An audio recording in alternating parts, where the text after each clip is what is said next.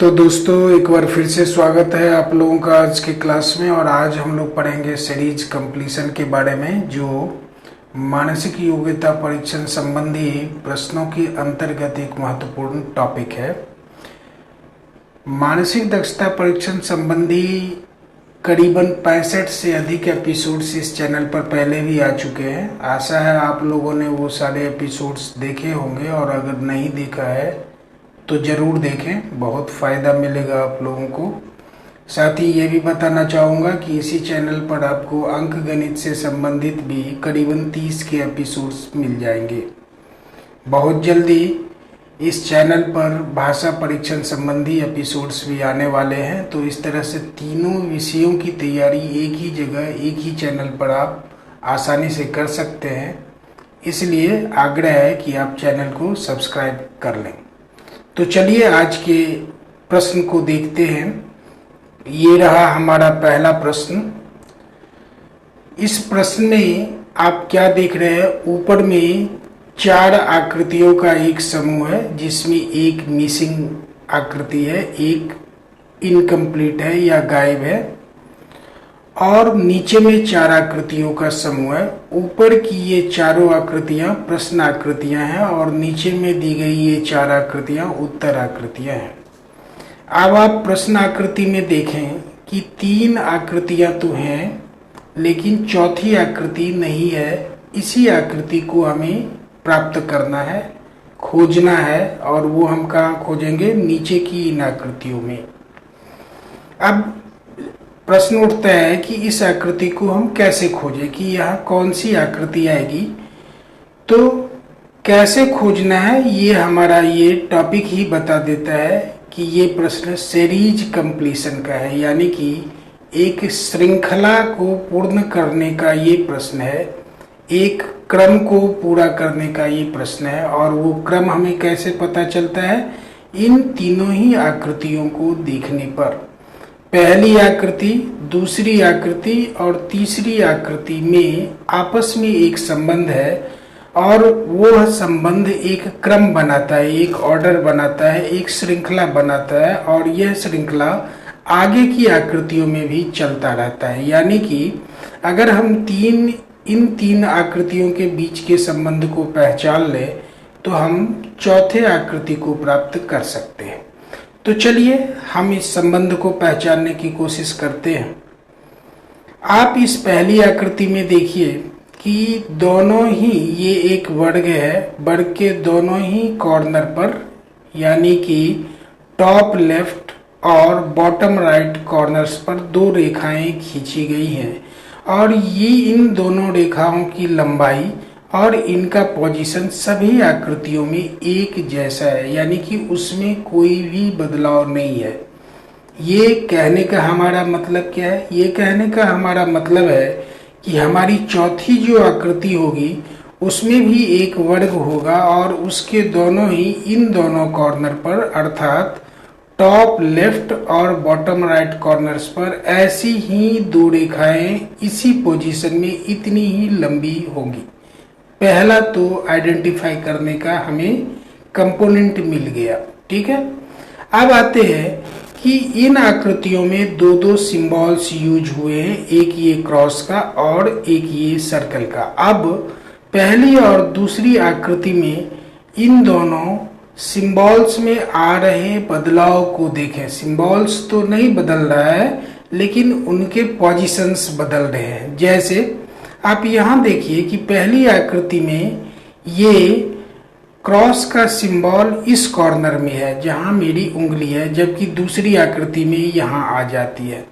इसी तरह से सर्कल, ये सर्कल का सिंबल इस कॉर्नर में है, और दूसरी आकृति में ये अपोजिट कॉर्नर में चली जाती है। तो इससे आप क्या निष्कर्ष निकालते हैं, ये निष्कर्ष इससे निकलता है कि दोनों ही सिंबल्स अपने पोजीशंस इंटरचेंज कर रहे हैं, यानी कि एक का पोजीशन दूसरा ले लेता है। ठीक है, तो ये हो गया पहली और दूसरी आकृति में संबंध। अब चलिए दूसरी और तीसरी आकृति में संबंध देखते हैं। इसमें क्या देख रहे हैं कि सर्कल का पोजीशन अब किसने ले लिया, क्रॉस ने, और क्रॉस का पोजीशन अब किसने ले लिया, सर्कल ने। अब आपको क्लियर हो गया कि क्या रिलेशन बन रहा है। बिल्कुल, जो ऑर्डर बन रहा है, जो सीरीज बन रहा है, उस सीरीज में क्या हो रहा है कि हर अगले फिगर में दोनों सिंबल्स अपने पोजीशंस को इंटरचेंज कर लेता है, बदल लेता है, एक की जगह पर दूसरा सिंबल आ जाता है। अर्थात इस चौथे फिगर में पहले ही हमने तय कर लिया कि बाकी सारी चीजें तो ऐसी ही होंगी। प्रश्न अब बचा हुआ था कि ये सिंबल्स कैसे होंगे, तो अब ये भी क्लियर हो गया कि सिंबल्स क्या करेंगे, अपने पोजीशंस बदल लेंगे। यानी कि यहाँ एक वर्ग होगा, उसमें ऐसी दो रेखाएं होंगी और नीचे वाले कॉर्नर पर जहाँ मेरी उंगली है वहाँ क्रॉस होगा और इसके अपोजिट वाले कॉर्नर पर क्या होगा, सर्कल होगा। तो अब चलिए हम खोजते हैं कि नीचे वाले यानी कि इस कॉर्नर पर, इस फिगर में टॉप और राइट के कॉर्नर में क्रॉस कहाँ कहाँ पर है। इसमें क्या है, सर्कल है, छांट दीजिए। हमें क्या चाहिए, क्रॉस यहाँ पर। इसमें भी सर्कल है, इसे भी छांट दीजिए। हमें क्या चाहिए, यहाँ पर क्रॉस चाहिए। तो सी और डी तो आपके छट गए। अब नीचे यानी कि टॉप, ये बॉटम राइट में इन दोनों फिगर्स में क्रॉस के निशान हैं जो कि हमें चाहिए।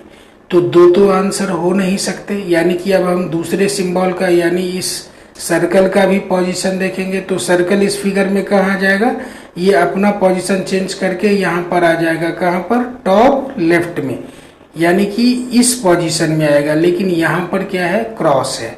यहाँ होना क्या चाहिए, सर्कल। तो हमने ए को भी छांट दिया। अब आपका ए भी छट चुका है, सी भी और डी भी, ये तीनों ही आपके उत्तर नहीं है। तो कौन सा बच गया, बी। और बी में ये देखिए सर्कल यहाँ पर है। इसीलिए इस क्रम को पूरा करने के लिए इनमें से कौन सी आकृति उपयुक्त है, ये वाली आकृति। अर्थात आपका उत्तर क्या हुआ, बी। यानी कि अगर हम बी को उठाकर यहाँ रख दें, बी वाली आकृति को, तो ये सीरीज पूरी हो जाती है, ये श्रृंखला पूरी हो जाती है, ये ऑर्डर पूरा हो जाता है। ठीक है दोस्तों, तो आपका उत्तर क्या हुआ, बी। बढ़ते हैं अगले प्रश्न की ओर। ये रहा हमारा अगला प्रश्न। ये देखिए, ये एक रेक्टेंगल है जो वर्टिकली खड़ा है। ठीक है, अगले फिगर में ये हॉरिजॉन्टल हो जाता है, यानी कि ये 90 डिग्री से घूम जाता है। अभी अब हमें ये नहीं पता कि ये क्लॉकवाइज घूमता है या एंटी क्लॉकवाइज। कि सुई के दिशा में आयत घूमता तो ये यानी सर्कल इसके नीचे होता। ठीक है, यानी कि सर्कल भी इसके साथ घूम रहा है। अगर ये घड़ी की सुई के दिशा में घूमता तो सर्कल नीचे होता, लेकिन सर्कल यहाँ पर क्या है, ऊपर है। इसका मतलब ये लेफ्ट से राइट की ओर ना घूम के ये राइट टू लेफ्ट यानी कि घड़ी की सुई की विपरीत दिशा में घूम रहा है। अर्थात अब क्या होगा, अगर हम इसको घड़ी के सुई की विपरीत दिशा में घुमाएं तो ये फिगर हमें मिल जाएगा। एक बार हम इसको 90 डिग्री से घुमाएंगे तो अगली बार जब हम फिर इसको घड़ी की सुई की विपरीत दिशा में 90 डिग्री से घुमाएंगे तो हमें कौन सा फिगर मिल जाएगा, ये। इसका मतलब क्या हुआ, आपने सीरीज में आ रहे परिवर्तन को पहचाना। बिल्कुल सही आपने समझा। यानी कि अगली आकृति घड़ी की सुई की दिशा विपरीत दिशा में यानी कि दाईं ओर से बाईं ओर 90 डिग्री पर घूम जाती है हर अगली आकृति। यानी कि ये आकृति हमें तब प्राप्त हुई जब ये वाली आकृति घड़ी की सुई की विपरीत दिशा में 90 डिग्री से घूम गई। इसी तरह से ये आकृति हमें तब प्राप्त हुई जब ये वाली आकृति घड़ी की सुई की विपरीत दिशा में 90 डिग्री से घूम गई। तो इसका मतलब ये आकृति कब प्राप्त होगी, जब ये आकृति भी घड़ी की सुई की विपरीत दिशा में 90 डिग्री से घूम जाएगी। तो जब घूमेगी तो क्या होगा, ये आयत क्या हो जाएगा, हॉरिजॉन्टल, यानी कि ये क्षैतिज हो जाएगा। ऐसा ये आयत होगा पड़ा हुआ ऐसे, जैसे ये है, और ये सर्कल क्या आ जाएगा उसके नीचे। अब हमें वो ऐसा एक फिगर अपनी उत्तर आकृति में खोजना है जिसमें ऊपर में आयत है और नीचे में सर्कल या वृत्त है। अब ये देखिए यहाँ क्या है, नीचे में आयत है, ऊपर में वृत्त है, छांट दीजिए। यहाँ ये तो हॉरिजॉन्टल है ही नहीं, वर्टिकल है, जबकि हमें आयत कैसा चाहिए, हॉरिजॉन्टल, तो इसको छांट दीजिए। यहाँ भी क्या है, वर्टिकल है, इसको भी छांट दीजिए। यहाँ पर फिर हॉरिजॉन्टल है और सर्कल इस आयत के नीचे है, यानी कि हमें जो फिगर यहाँ चाहिए वो कहाँ मिल रहा है, यहाँ पर। अगर हम इस फिगर को उठाकर यहाँ रख दें तो इन आकृतियों में आ रहे बदलाव को ये कंटिन्यू करता है, जारी रखता है, यानी कि एक ऑर्डर, एक सीरीज बनता है। इसीलिए हमारा उत्तर क्या होगा, सी। बढ़ते हैं दोस्तों अगले प्रश्न की ओर। ये रहा हमारा अगला प्रश्न। इस प्रश्न में हम क्या देख रहे हैं, ये 3 आकृतियां हैं, चौथी आकृति हमें पता करनी है और वो चौथी आकृति हमारे इन उत्तर आकृतियों में से कोई एक है। तो अब हम देख रहे हैं कि इस सीरीज का, इस श्रृंखला का निर्माण हो कैसे रहा है, यानी कि पहले और दूसरे, दूसरे और तीसरे, इन आकृतियों में संबंध क्या है या उन संबंधों में बदलाव कैसा आ रहा है। तो आप देखिए पहली आकृति पर गौर करिए। अंदर के सर्कल को, जहां मेरी उंगली है उसको देखिए, ये अभी व्हाइट है और ठीक इसके ये सामने वाला हिस्सा क्या है, शेडेड है, यानी कि बाहर वाले सर्कल का एक खंड, एक पार्ट क्या है, शेडेड है। लेकिन अगली आकृति में शेडेड हिस्सा तो शेडेड ही रहता है, यानी अपनी जगह पर ही रहता है, लेकिन जो सर्कल का अनशेडेड पार्ट था, यानी कि जहां कोई शेड नहीं था, उसमें शेड आ जाता है। अब उसके अगली में क्या होता है, ये शेड हट जाता है और ये वाला शेड एक खंड आगे बढ़ जाता है घड़ी की सुई की दिशा में। ठीक है, तो अब क्या होगा, यानी कि अगली आकृति हम कैसे फाइंड करें, रिलेशन क्या हुआ, यानी कि पहली आकृति में शेड का जो पोजीशन रहता है वो बदलता है, यानी कि वो नहीं बदलता है, वो अपनी जगह पर ही रहता है। और ये वाला जो सर्कल है इसमें शेड नहीं है, अब इसमें शेड आ गया, यानी कि दूसरी आकृति में दोनों ही, यानी कि सर्कल और वृत्त का खंड दोनों ही शेडेड हो जाता है। अब देखिए यहाँ पर क्या है कि पोजीशन सेम रहेगा, यहाँ भी देखिए ये दोनों जो जिस पोजीशन में है उसी पोजीशन में ये है। इसमें सर्कल शेडेड नहीं था, ये हिस्सा शेडेड था, अब दोनों ही शेडेड है। ठीक यही रूल आप यहाँ अप्लाई कीजिए। इसमें भी क्या है, इसकी तरह ये शेडेड नहीं है और इसकी तरह ये शेडेड है, तो अब इसकी तरह यहाँ पर एक शेडेड सर्कल हो जाएगा और इसकी तरह बिना पोजीशन बदले एक वृत्त का खंड क्या होगा, शेडेड होगा, यानी कि हमारी आकृति जो यहाँ होगी उसमें वृत्त भी शेडेड होगा और ये वृत्त खंड भी शेडेड होगा और दोनों अपने पोजीशंस में ही रहेंगे, पोजीशन में कोई चेंज नहीं होगा। अब ऐसा कहाँ पर है, ये देखिए वृत्त खंड का पोजीशन बदल गया है, यहाँ देखिए कहाँ पर है, और इसमें उससे अगले खंड में ये शेड है, इसमें और बदल गया, ये तो उससे आगे भी निकल गया ये शेड। तो हमें सर्कल तो शेडेड चाहिए लेकिन वृत्तखंड हमें यहाँ चाहिए जहाँ मेरी उंगली है, चूंकि वृत्तखंड के पोजीशन में कोई बदलाव नहीं आएगा, तो हमने ए को छाड़ दिया, बी को छाड़ दिया, ये दोनों हमारा उत्तर नहीं होगा। अब सी में आते हैं। अब देखिए सर्कल हमें शेडेड चाहिए लेकिन ये अनशेडेड है, तो इसी आधार पर हम छांट दें, और वृत्तखंड का पोजीशन भी बदला हुआ है जो कि नहीं बदलना चाहिए था, वो पोजीशन, यानी कि सी भी हमारा उत्तर नहीं होगा। अब ये पोजीशन हमें कहाँ मिलता है, यहाँ पर देखिए जो पोजीशन इस वृत्तखंड, शेडेड वृत्तखंड का यहाँ है वही यहाँ है, हमें ऐसा ही चाहिए।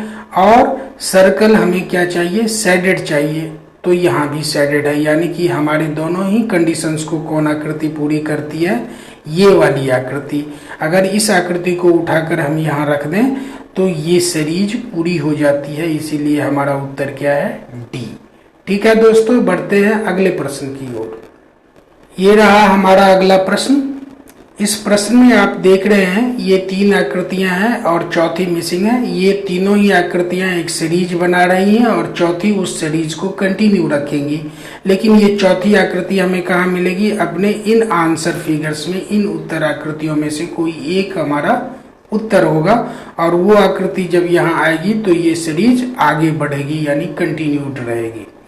अब चलिए हम पहले फिगर में सबसे पहले कंपोनेंट्स को आइडेंटिफाई करते हैं। ये देखिए इसमें दो तरह की रेखा है, ये एक एरो वाली, ये देख रहे हैं, ये एरो वाली एक रेखा है और एक एंड पर जुड़ी हुई रेखा वाली, ये एक इस तरह की रेखाएं हैं ये, और एक इस तरह की रेखाएं हैं ये वाली। अब देखिए इस तरह की रेखा यानी जिसका एंड पर एक छोटी सी रेखा जुड़ी हुई है उस पर ये एक सिंबल है, और ये एरो वाली रेखा पर ये एक सिंबल है। अब ये दो तरह के इसमें सिंबल्स हैं। अब इन सिंबल्स के पोजीशन में इसमें क्या बदलाव होता है आप दूसरी आकृति में और पहली आकृति में गौर कीजिए। देखिए ये क्या हुआ कि अगली बार यानी कि अगले फिगर में ये आ गया इस पोजीशन पर, देख रहे हैं यहाँ आ गई, ये आ गया सिंबल यहाँ पर, और ये सिंबल बढ़ के आ गया इस पोजीशन पे, ये यहाँ आ गया, ठीक है।